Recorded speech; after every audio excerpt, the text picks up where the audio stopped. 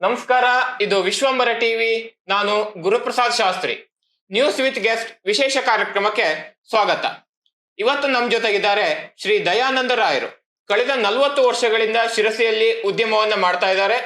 ಪ್ರಸ್ತುತ ದಯಾಸಾಗರ್ ಹಾಲಿಡೇಸ್ ಮತ್ತು ದಯಾಸಾಗರ್ ಲೇಔಟ್ ಎಂಬ ಪ್ರವಾಸೋದ್ಯಮ ಮತ್ತು ರಿಯಲ್ ಎಸ್ಟೇಟ್ ಉದ್ಯಮದ ಮೂಲಕ ಶಿರಸಿಗರ ಮನ ಮೆಚ್ಚುಗೆಗೆ ಪಾತ್ರರಾಗಿದ್ದಾರೆ. ಕಾರ್ಯಕ್ರಮಕ್ಕೆ ಆತ್ಮೀಯ ಸ್ವಾಗತ ಸರ್. ನಮಸ್ಕಾರ ಸರ್, ಈಗ ಶಿರಸಿಯಲ್ಲಿ ನಿಮ್ಮನ್ನು ಒಳಗೊಂಡಂತೆ ಈಗ ದಯಾಸಾಗರ್ ಲೇಔಟ್ ನೀವು ಲೇಔಟ್ ಮಾಡಿದಿರಿ. ನಿಮ್ಮನ್ನು ಒಳಗೊಂಡಂತೆ ಸಾಕಷ್ಟು ಮಂದಿ ಲೇಔಟ್ ಉದ್ಯಮವನ್ನು ಮಾಡ್ತಾ ಇದ್ದಾರೆ. ಖಂಡಿತ.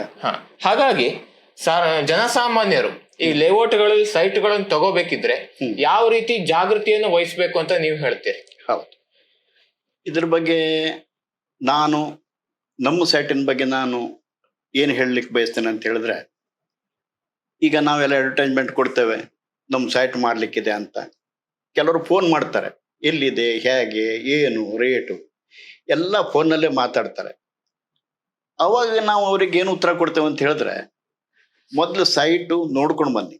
ಹೌದು, ನಿಮ್ಮ ಹೆಂಡತಿ, ಮಕ್ಕಳು, ಕುಟುಂಬದವರು ಎಲ್ಲರೂ ಹೋಗಿ ಒಂದ್ಸಲ ಓಕೆ ಆದ ನಂತರ ನಮ್ಮ ಆಫೀಸಿಗೆ ಬನ್ನಿ, ರೇಟ್ ಬಗ್ಗೆ ಮತ್ತೆ ನಾವು ಮಾತಾಡುವ. ನಮ್ದು ಡಾಕ್ಯುಮೆಂಟೇಶನ್ ಎಲ್ಲ ನಾವು ಹ್ಯಾಂಗ್ ಮಾಡಿದ್ದೇವೆ ಕೇಳಿದ್ರೆ, ನಮ್ಮ ಸೈಟಿಂದು ನಿಮ್ಗೆ ರೋಡು, ಗಟರು, UGD ಸಿಸ್ಟಮು ಪ್ರತಿಯೊಂದು ಸೈಟಿಗೆ ನಾವು ಕಂಪೌಂಡ್ ಅಲ್ಲೆಲ್ಲ ಹಾಕೊಂಡಿದ್ದೇವೆ. ಏನು ನಾಗರಿಕ ಸೌಲಭ್ಯ ಏನಾಗಬೇಕು ಅಲ್ಲಿ ಪಾರ್ಕಿಂಗ್ ವ್ಯವಸ್ಥೆ, ನಾಗರಿಕ ಸೌಲಭ್ಯ, ಅದಕ್ಕೆ ಲೇಔಟಿಗೆ ಸಂಬಂಧಪಟ್ಟದ್ದು ಎಲ್ಲ ನಾವು ಕರೆಕ್ಟ್ ಆಗಿ ಇಟ್ಕೊಂಡಿದ್ದೇವೆ. ಅದ ನಂತರ ಡಾಕ್ಯುಮೆಂಟೇಶನ್ಗೆ ನಮ್ದು ರೂರಲ್ ಬರೋದು ಕಾರಣ 9 and 11A ಅಂತ, ಜಸ್ಟ್ ಲೈಕ್ ಫಾರ್ಮ್ ನಂಬರ್ 3 ಅಂತ ಹೇಳ್ತಾರೆ. ನಗರ ವ್ಯಾಪ್ತಿಯಲ್ಲಿ ಫಾರ್ಮ್ ನಂಬರ್ 3. ಹಾಗಾಗ್ಬಿಟ್ಟು ನಮ್ದು ಡಾಕ್ಯುಮೆಂಟೇಶನ್ ಅಲ್ಲಿ ನಾವು ಹೆಂಗ್ ಮಾಡಿದೇವೆ ಕೇಳಿದ್ರೆ, ಬೆಂಗಳೂರು ಲೆವೆಲ್ದಲ್ಲಿ ಹೈಕೋರ್ಟ್ ವಕೀಲರ ಕಡೆಯಿಂದ ನಾವು ಇದು ಮಾಡಿಸಿದ್ದೇವೆ ಡಾಕ್ಯುಮೆಂಟೇಶನ್. ನಮ್ಮ ಹತ್ರ ತಗೊಂಡವರು ಯಾವುದೇ ರೀತಿಯಿಂದ ಗೊಂದಲದೊಳಗೆ ಸಿಕ್ಕಾಕೊಳ್ಬಾರ್ದು. ಒಂದ್ ವೇಳೆ ಅವ್ರಿಗೆ ಏನಾದ್ರೂ ಅದ್ರೊಳಗೆ ಡೌಟ್ ಬಂದ್ರೆ, ಅವ್ರೇನಾದ್ರೂ ನಮ್ಗೆ ಅಡ್ವಾನ್ಸ್ ವಗೇರೆ ಮಾಡಿದಿದ್ರೆ, ಅವ್ರು ಮಿಡ್ ನೈಟ್ ಬಂದ್ಕೊಂಡು ಅವ್ರ ದುಡ್ಡನ್ನ ವಾಪಸ್ ತಗೊಂಡು ಹೋಗೋದು. ಅಷ್ಟಂದ್ರೆ ನಮ್ದು ಚಾಲೆಂಜ್ ಇದೆ ಅದರಲ್ಲಿ. ಇದ್ರ ನಂತರ ಈಗ ನಮ್ದು ಲೇಔಟ್ ಆಯ್ತು, ಈಗ ಒಂದು 40 ಗುಂಟ ಅಷ್ಟೇ ಹಾಕಿದ್ವಿ, ಮತ್ತು ಫರ್ದರ್ ಡೆವಲಪ್ಮೆಂಟ್ಗೆ ಮತ್ತೊಂದು ಆಗ್ತಾ ಇದೆ. ನಮ್ದಲ್ಲಿ ಫ್ಯೂಚರ್ ಪ್ಲಾನ್ ಏನಿದೆ ಕೇಳಿದ್ರೆ, ಅಲ್ಲಿ ಹೋಮ್ ಸ್ಟೇ ಮಾಡೋದು, ರಿಸಾರ್ಟ್ ಮಾಡೋದು, ಅಲ್ಲಿ ರಂಗಮಂದಿರ ಮಾಡೋದು, ವೃದ್ಧಾಶ್ರಮ ಮಾಡೋದು, ಇಂಥವೆಲ್ಲ ಸಾಕಷ್ಟು ಪ್ಲಾನ್ಗಳಿದ್ದಾವೆ. ನಮ್ದೊಟ್ಟು ಅಲ್ಲಿ ಸಾಧಾರಣ 20 ಎಕರೆದ ಪ್ರಾಜೆಕ್ಟ್ ಇದೆ.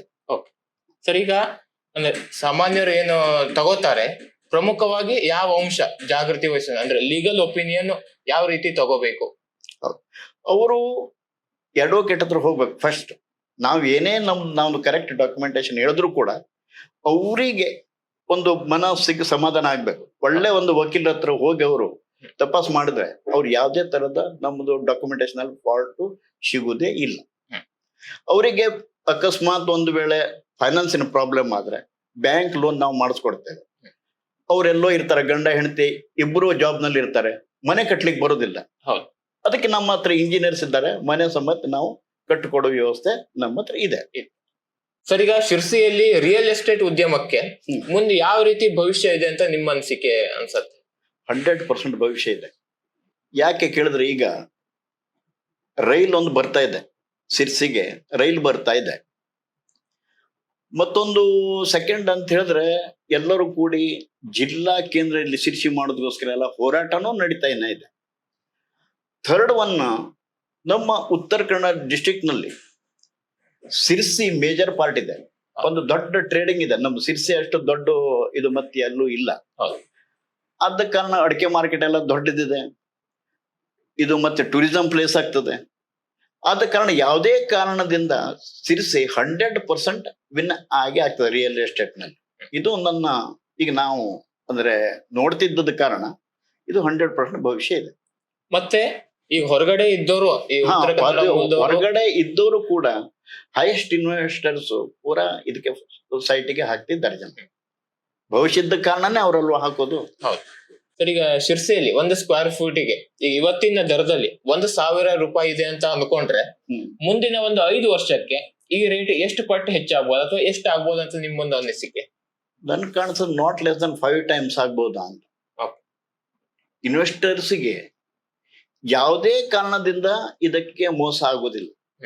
ನೀವು ಬ್ಯಾಂಕ್ನಲ್ಲಿ ಇಟ್ಟಿದ್ದಕ್ಕಿಂತ ಅದಕ್ಕೆ ಹೆಚ್ಚಿನ ಬಡ್ಡಿ ನೀವು ಕ್ಯಾಲ್ಕುಲೇಷನ್ ಮಾಡಿದ್ರೆ ಹೆಚ್ಚಿನ ಪ್ರಮಾಣದಲ್ಲಿ ನಿಮ್ಗೆ ಸಿಕ್ಕೇ ಸಿಗ್ತದೆ. ನ್ಯೂಸ್ ವಿತ್ ಗೆಸ್ಟ್ ವಿಶೇಷ ಕಾರ್ಯಕ್ರಮದಲ್ಲಿ ಇವತ್ತು ನಮ್ಮ ಜೊತೆಗಿದ್ದು ದಯಾನಂದ್ ಚಿತ್ರಗಿ ಅವರು ತಮ್ಮ ಅಭಿಪ್ರಾಯವನ್ನು ಹಂಚಿಕೊಂಡಿದ್ದಾರೆ.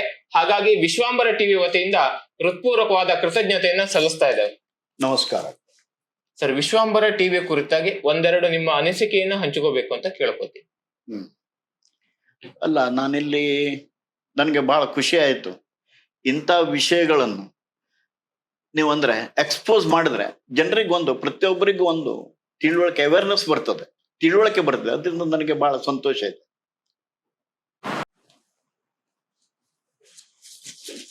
ಧನ್ಯವಾದ. ವೀಕ್ಷಕ ಮಹಾಪ್ರಭುಗಳೇ, ನಮ್ಮ ಚಾನಲ್ ಅನ್ನು ಸಬ್ಸ್ಕ್ರೈಬ್ ಮಾಡಿ, ಶೇರ್ ಮಾಡಿ, ಪ್ರೋತ್ಸಾಹಿಸಿ.